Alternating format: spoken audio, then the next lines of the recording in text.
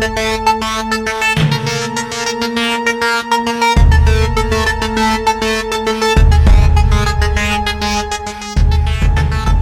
যাচ্ছ?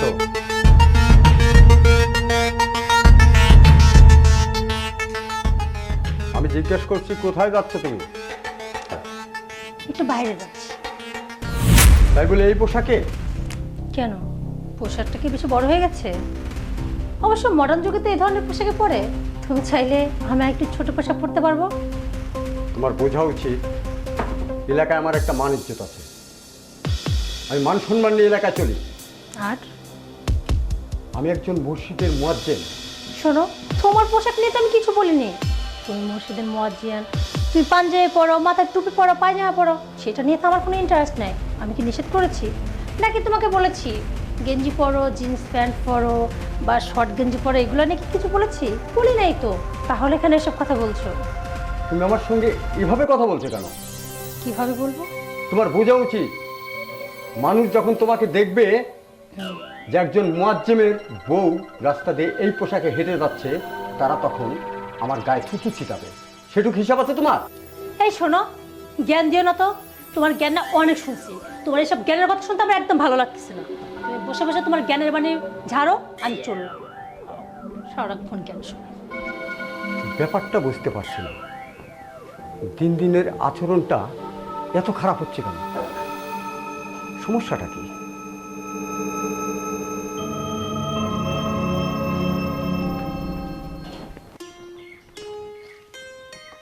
কি ব্যাপার, তোমার মুড অফ কেন? এতক্ষণ ধরে ওয়েট করতেছি, তোমার এই আসার সময় হলো? আরে বাবা, আমি কি ইচ্ছা করে দেরি করছি নাকি? ওই যে ওই বুড়োটা হচ্ছে যত নষ্টের বুড়া। ওই বুড়োটা কি করছে তুমি জানো?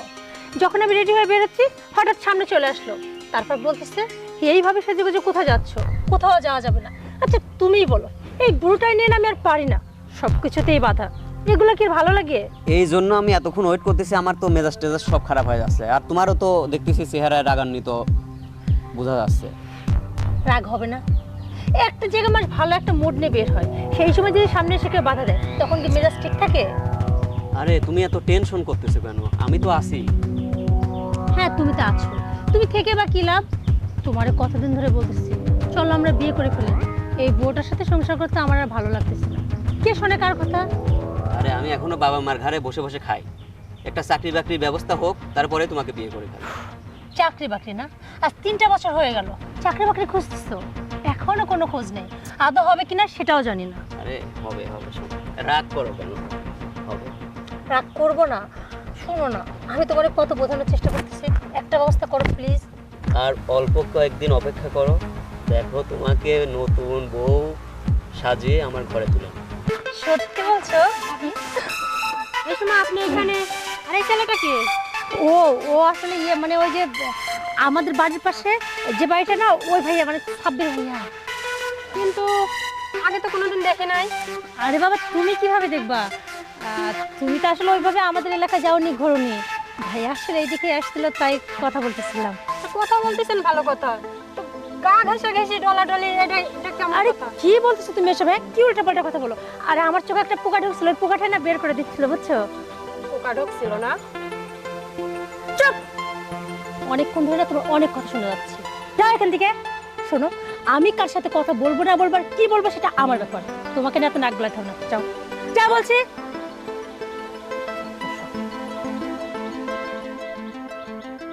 এই যে তোমাকে বলছি, এই জন্য না তোমাকে বারবার বলি যেভাবে লুকিয়ে চুরিয়ে না আর প্রেম চলে না। কতদিন এইভাবে চলবে বলো তো? আর তাছাড়া আজকে ও দেখছে, কালকে আরেকজন দেখবে, তখন তো আমি এই বাড়িতে এমনি সংসার করতে পারবো না। প্লিজ আমার কথা শোনো। তুমি যদি আমার সত্যি ভালোবেসে থাকো, তাহলে তুমি চাকরি পাবা কিনা, ব্যবসা করবা কিনা, কিভাবে আমাকে খাওয়াবা সেটা আমি জানি। যত তাড়াতাড়ি পারো আমাকে বিয়ের ব্যবস্থা তোমাকে করতে হবে। আচ্ছা ঠিক আছে, আমি দেখতেছি। দেখতেছো? কতদিন ধরে দেখবা? ঠিক আছে তুমি বসে বসে দেখো, আমি চললাম। আমি আর এখানে থাকতে পারবো না।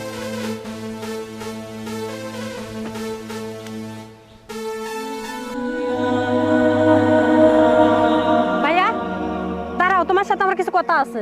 কি কথা বল? ভাবির বিষয়ে একটা কথা আছে। কেন, ভাবির সঙ্গে কি ঝামেলা করেছিস নাকি? না, ঝামেলা তেমন কিছু হয় নাই, কিন্তু এই যে পিছনে বাগান বাড়িতে দেখে আসলাম একটা ছেলের সাথে কথা বলতেছে। একজনের সঙ্গে কথা বলতেই পারে, সমস্যাটা কি? সমস্যা আছে ভাইয়া, কথা বলার মতো কথা আছে। কিভাবে কথা বলতেছে জানো তুমি? হাত ধরতেছে, গাও ঘেঁষাঘেঁষি করতেছে। সি সি সি, এভাবে কোনো পরপুরুষের সাথে কেউ কথা বলে? কি বললি তুই? এত দূর? ও, আমি বুঝতে পারছি। এই জন্যই আজকাল আমার সঙ্গে খারাপ আচরণ করতেছে। এর মধ্যে কিন্তু আছে। আচ্ছা ঠিক আছে, তুই যা, আমি জিনিসটা দেখছি। হ ভাইয়া, তাই করো। তুমি একটা মসজিদের মুয়াজ্জিন, তোমার বউ যদি এরকম অন্য পুরুষের সাথে কুকর্ম করে বেড়ায়, তুমি সমাজে মান সম্মান মুখ দেখাতে পারবা বলো? আচ্ছা ঠিক আছে, তুই যা, আমি দেখছি। আচ্ছা।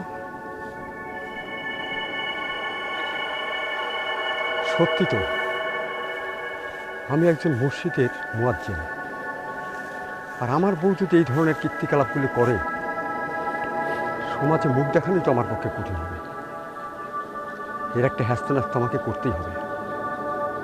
আচ্ছা ঠিক আছে, জিনিসটা আমি দেখছি।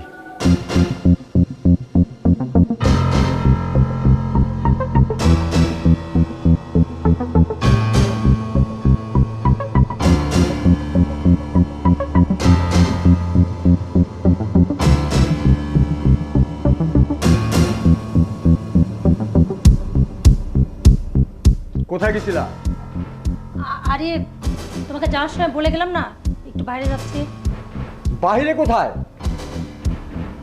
ওই আর কি, গেছিলাম একটু কাজে। ওই ছেলেটাকে? কোন ছেলেটা? যে ছেলের সঙ্গে দেখা করছো, কথা বললে, অন্তরঙ্গভাবে কথা বললে, ওই ছেলেটাকে? কি বলতেছে এসব? শোনো, তুমি মুয়াজ্জিন মানুষ, বাড়িতে বসে বসে একদম উল্টাপাল্টা কথা বলবো না। ওই ছেলেটা আবার কে? আমার ভাইয়া, মানে আমাদের বাড়ির পাশের যে বাড়িটা আছে না, ওই বাড়ির ভাইয়া, সাব্বির ভাইয়া। মিথ্যাবাদী! হ্যাঁ, সাব্বির ভাইয়া? সাব্বির ভাইয়া? তুমি আমাকে হাত তুললা? চুপ! যথেষ্ট সহ্য করেছি, আর নয়। তোমাকে আমি কতবার বলবো, এই এলাকাতে আমার একটা মান ইজ্জত আছে, আমার বাপ দাদার মান সম্মান ছিল, সেই সম্মানটাকে আমি ধরে রাখতে চাই। তাছাড়াও আমি একজন মসজিদের মুয়াজ্জিন, আমার একটা পার্সোনালি ইজ্জত আছে। তুমি কি করে পারলে আমার এই মান সম্মানটা এলাকার মধ্যে ধূলিসাৎ করে দিতে? হ্যাঁ, তোমাকে তো আমি কম ভালোবাসি না। তুমি কেন আরেকজন ছেলের সঙ্গে দেখা করতে যাবে? আমি কি তোমাকে কম ভালোবাসি? দেখো, সে আমার ফ্রেন্ড, আমি আমার ফ্রেন্ডের সঙ্গে কি দেখা করতে পারি না? বিয়ে হলে কি কোনো মেয়ে কারোর সঙ্গে কথা বলতে পারবে না? চুপ! পারবে না। স্বামীর বিনা অনুমতিতে কারোর সঙ্গে দেখা করা যাবে না, এটা আমাদের ইসলাম ধর্মের আইন। তুমি আমার কাছ থেকে অনুমতি নিছো আমি আমার ফ্রেন্ডের সঙ্গে দেখা করব, আমার একজন বন্ধুর সঙ্গে দেখা করব, প্রয়োজনের সঙ্গে আমি যেতাম? কেন তুমি এটা করলে? আর এটা করে আমাকে একবার ছোট করে দিলে কেন? দেখো, তোমাকে ছোট করার আমার কোনো ইচ্ছা নেই। আমি বুঝতে পারছি তোমার রাগের কারণ না, আমি স্পষ্ট বুঝতে পারছি। আমি তার ঘাসে মুখ দিয়ে চলি না। তোমার বোন নিশ্চয় তোমাকে এসে উল্টাপাল্টা বুঝ দিছে, তাই না? দেখো, আমি যখন ওর সাথে কথা বলি, তোমার বোন বেশি, তখন তোমার বোন উল্টাপাল্টা কথা বলছে।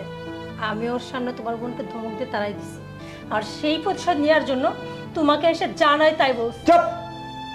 আমার বোন সম্পর্কে একটা কথা বলবে না, একটা কথাও বলবে না। শুধু আমার বোন কেন, আরো আরো মানুষের নজর পড়েছে, সেটা দেখনি? দেখনি সেটা চোখে পড়েনি? মানে মানে তুমি এই পোশাকে বাইরে গেছো, বাইরের একজন পরপুরুষের সঙ্গে দেখা করতে, তোমার দিদিকে একটু বাঁধলো না? কত জনের কাছে আমাকে কৈফিয়ত দিতে হয়েছে তুমি জানো? যে আপনার বউ কোন পোশাকে বের হয়েছে। হ্যাঁ, আপনারা মসজিদের মুয়াজ্জিন? কিসের মুয়াজ্জিন যে নিজের ঘর সামলাতে পারেন না, নিজের বউকে পর্দা রাখতে পারেন না? আপনি মুয়াজ্জিন? আপনার মুয়াজ্জিনগিরি আমরা রাখবো না। তাহলে আমি কতখানি ছোট হলাম, এখন তুমি চিন্তা করো। আচ্ছা তুমি বলো তো, তোমাকে আমি ভালোবাসি, মন থেকে ভালোবাসি। তুমি আমার কাছে যে আবদারটা করেছো, তোমার আবদার কোনোদিনই ফেলেছি? তুমি যেখানে বলেছো সঙ্গে করে নিয়ে যেতে, আমি তোমাকে নিয়ে গেছি। কেন তুমি আজকে বললে না কেন? তুমি কি এটুকু জানো না? তোমার জ্ঞান নেই? তুমি এইভাবে চলাফেরা করলে তোমার স্বামী ছোট হয়। আমি মানুষের কাছে ছোট হই, আমার ইজ্জতটা মাটির সঙ্গে মিশে যায়, মাথাটা নিচু হয়ে যায়। কোনোদিন দেখেছো তোমার স্বামী মাথা নিচু করে হাঁটতে? তোমার স্বামী সবসময় মাথা উঁচু করে হাঁটে, আর তুমি কি করলে? এমন একটা আচরণ করলে। আর এর মধ্যে কিন্তু কাছে সেটা আমি জানি, আমি বুঝতে পারছি। কারণ যখন একজন মানুষ পরকীয়ায় লিপ্ত হয় না, তখন তার স্বামীর সঙ্গে খারাপ আচরণ শুরু করে। আর যে আচরণটা আমি তোমার কাছ থেকে পাচ্ছি, এইটুকু বোঝার শক্তি আমার আল্লাহ দিয়েছে যে আমার স্ত্রী পরের সঙ্গে পরকীয়া করতে আমার উপরে এই প্রভাবটা পড়ছে। আমি বুঝি না, আমি সব বুঝি। তুমি যদি মনে করো যে না, আমাকে তোমার ভালো লাগে না, আমার অন্য কাউকে পছন্দ হয়, সেটা মুখ ফুটে আমাকে বলো। আমি তোমাকে মুক্ত করে দেবো, তুমি চলে যাবে। তবু তোমার কাছে অনুরোধ, তুমি আমার মান ইজ্জতটা নিয়ে খেলো না। দেখো, হয়তো তুমি ঠিক, আমি ভুল। যেহেতু তুমি সব কিছু জেনেই গেছো, এখন আর আমার তোমার থেকে লুকানোর কিচ্ছু নেই। সত্যি, তোমার আড়ালে আমি অন্য একটা সম্পর্কে জড়িয়ে গেছি। কিন্তু বিশ্বাস করো, আমি কখনো চিন্তা করিনি আমি পরকের মতো একটা জঘন্য কাজে নিজেকে জড়িয়ে ফেলব। কিন্তু জানো তো, আমার ছোটবেলা থেকে ইচ্ছা ছিল আমার বড় হবে ইয়াং হ্যান্ডসাম, দেখতে অনেক সুন্দর, সে মডার্ন ড্রেস পরবে, আমিও তার সঙ্গে মডার্ন ড্রেস পরবো। মানে এই যুগে যা চলে আর কি। আমরা বিভিন্ন জায়গায় ঘুরবো ফিরবো, আমরা হবো সুখী কাবু। কিন্তু জানো তো, পরিবার থেকে বিয়ে দিল তোমার সাথে। কারণ আমার বাবা বরাবরই চাইতো আমার মেয়ে একটু উচ্ছৃঙ্খল, এমন একটা মানুষের সঙ্গে বিয়ে দিব যে আমার মেয়েটাকে সারা জীবন আগলে রাখবে, আমার মেয়েটাকে ইসলামের পথে নিয়ে যাবে। কিন্তু এটা না আমি মেনে নিতে পারিনি। পরিবার আমার বিরুদ্ধে বিয়েটা দিলেও আমি না সেখানে খাপ খাওয়াইতে পারিনি। আমি চেষ্টা করিনি, এমন কিছু না। কিন্তু তোমাকে দেখে প্রথম থেকে আমার পছন্দ ছিল না। তারপর তুমি বয়স আমার চেয়ে অনেক বড়, তার উপর আবার মসজিদের মুয়াজ্জিন। সারাক্ষণ তুমি আমাকে বলতো, শুনছো না, পর্দা করো, আমরা তো সবাই একদিন মরে যাবো, সেই হিসাব কি দিবা? এসব জ্ঞানের কথা শুনতে না আমার একদম ভালো লাগতো না। কারণ আমি এই যুগের মডার্ন মেয়ে, লেখাপড়া করেছি, আমার ফ্রেন্ড সার্কেলের সঙ্গে কত আড্ডা দিচ্ছি। আমি তো চেয়েছিলাম একটা স্বাধীন জীবন। কিন্তু জানো তো, বুঝতে পারিনি। সত্যি, শাসন বারণ যে করে ভালো তো সেই বাসে। কিন্তু যখন তুমি আমাকে শাসন করতাম, আমি বিরক্ত হয়ে যাইতাম। মনে হতো এই মানুষটা সারাক্ষণ কেন আমাকে শাসন করে। কিন্তু আজকে বুঝতে পারতেছি, আমার এই স্বাধীনতার জীবন আমাকে নামাইতে নামাইতে এতটা নিচে নামাই ফেলছে যে আমার ঘরে তোমার মতো একটা স্বামী থাকা সত্ত্বেও আমি অন্য একটা পরপুরুষের সঙ্গে লুকায় দেখা করছি। দিনের পর দিন আমি তোমাকে ঠগাচ্ছি। সত্যি তো, একজন মেয়ে হিসেবে এটা একটা লজ্জার বিষয়। কিন্তু জানো তো, আজকে তোমাকে এই কথাগুলো বলছে আমার একটু লজ্জা লাগতেছে না। কেন জানো? কারণ আমি বুঝতে পারতেছি আমি যেটা করছি ভুল করছি। সত্যি যদি সেই ছেলেটা আমাকে ভালোবাসতো, তাহলে 3টা বছর আমাকে ঘোরাতো না, অনেক আগে বিয়ে করে নিত। ও শুধু শুধু আমাকে ব্যবহার করতেছে। যাক, আজকে তুমি আমাকে যখন একটা থাপ্পড় মারলা, আমার প্রথমে কষ্ট হয়েছিল, কিন্তু পরে বুঝতে পারলাম আমি যা অন্যায় করছি তার জন্য এই থাপ্পড়টা সামান্য। দেখো, আমি যা করছি ভুল করছি। আমি তোমাকে কথা দিচ্ছি, আজকের পর থেকে আমি আর ওই ছেলের সাথে কোনো যোগাযোগ রাখবো না, আর পরে কি আর কোনো সম্পর্কে আমি লিপ্ত থাকবো না, কথা দিলাম। সূচনা, শোনো, ইসলাম ধর্মে, আমাদের ধর্মে একটা মানুষ কত বছর বাঁচে বলো তো? 50, 60, 70। এই যে তুমি মডার্ন দেশে চলবে, হ্যাঁ, তুমি চেয়েছিলে তোমার স্বামীও মডার্ন হবে। কয় বছর? 50 বছর, 60 বছর, 70 বছর। তারপরে আমরা তো মরণশীল, আমাদের তো মরতে হবে। তাহলে কিন্তু মডার্ন আমাদের থাকবে না, হিসাবের জায়গায় চলে যেতে হবে।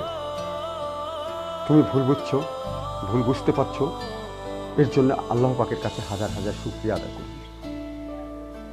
হ্যাঁ, তোমার মন আছে, তুমি কিছু চাইতেই পারো, কিন্তু তুমি যখন আমাকে চেয়ে পেয়েছো না, এটা আল্লাহর তরফের থেকে কিন্তু পেয়েছো।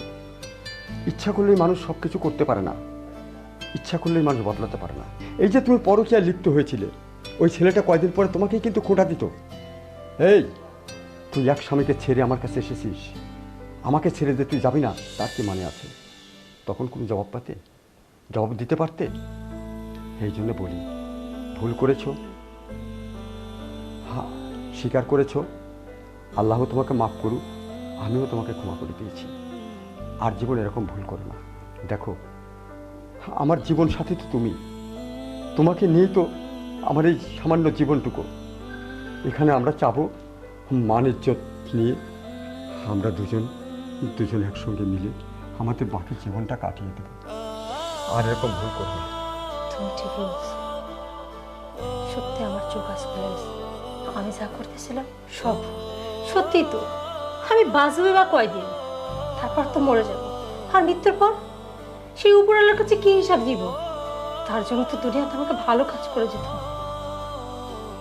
বিশ্বাস করো, আমি এতদিন এসব ছোটখাটো পোশাক পরছি, ভাবতাম মানুষ আমাকে বাহবা দিচ্ছে, মানুষ বলতেছে সুন্দর লাগতেছে, সেটা নিয়ে খুশি হতাম। কিন্তু আজকে আমি তোমাকে কথা দিলাম, আজকের পর থেকে আমি আর বিয়ে পর্দাভাবে চলাফেরা করবো না। মডার্ন ড্রেস তো দূরের কথা, আমি বাইরে পর্দা ছাড়া কখনো বের হব না। আমি শুধুমাত্র তোমার সামনে যেভাবে করে সেভাবে থাকবো, কিন্তু তোমার অবর্তমানে একটা মহিলার সামনে পর্দা করে বের হবো, 5 ওয়াক্ত নামাজ পড়বো, আর তোমার খেদমত করবো। আর হ্যাঁ, সারাটা জীবন আমি তোমার সাথে থাকতে চাই। আর ওই সৃষ্টিকর্তার কাছে আমার একটাই চাওয়া হবে, আমাকে যেন সমস্ত গুনাহ মাফ করে দিয়ে তোমার সাথে জান্নাতে যাওয়ার সুযোগ করে দিও। তুমি আমারে ক্ষমা করে দিও।